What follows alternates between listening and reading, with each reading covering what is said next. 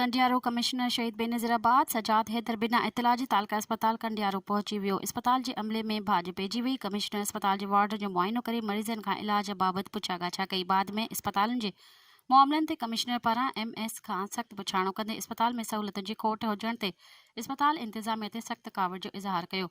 जॾहिं त अस्पताल में ड्यूटी ते मौजूद डॉक्टरनि पारां दवाऊं न मिलण जूं शिकायतूं कई वयूं, जंहिं ते कमिश्नर अस्पताल में ईंदड़ मरीज़नि खे इलाज जूं बहितर सहूलियतूं ॾियण जो हुकुम कंदे अस्पताल जे MS खे छंड पटींदे चयो त मरीज़नि खे दवाऊं फराहम कयूं वञनि। होॾां कुझु ॾींहं अॻु तालका अस्पताल कंडियारो में फ़र्श ते ॿारड़नि खे जनम ॾींदड़ हिना कुलेरी जे मुड़ुसु नवीद कुलेरी पिणु कमिश्नर जे अॻियां एहतिजाज कंदे दाहियो त मिसकिन आहियां, मूंसां अस्पताल जे डॉक्टरनि ज़ुल्म कयो आहे। घरवारी अस्पताल जे फ़र्श ते ॿारड़नि खे जनम ॾिनो, जेके फौरी इलाज न मिलण सबबि फौत थी विया। हुननि मामले जी ज़िम्मेवारनि ख़िलाफ़ कार्रवाई न थी सघी आहे। जंहिं ते कमिश्नर खेसि यकीन ॾियारियो त अव्हां खे इंसाफ़ मिलंदो ऐं ज़िम्मेवारनि ख़िलाफ़ बि कार्रवाई थींदी।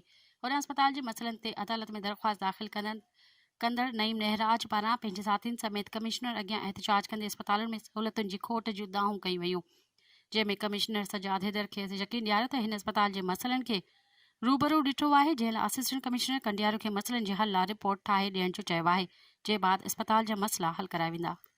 मज़ीद ख़बरनि ऐं तफ़सीलात लाइ विज़िट कयो असांजी वेबसाइट www.awamiNewsHD.com ऐं ॾिसंदा रहो अवामी न्यूज़ HD।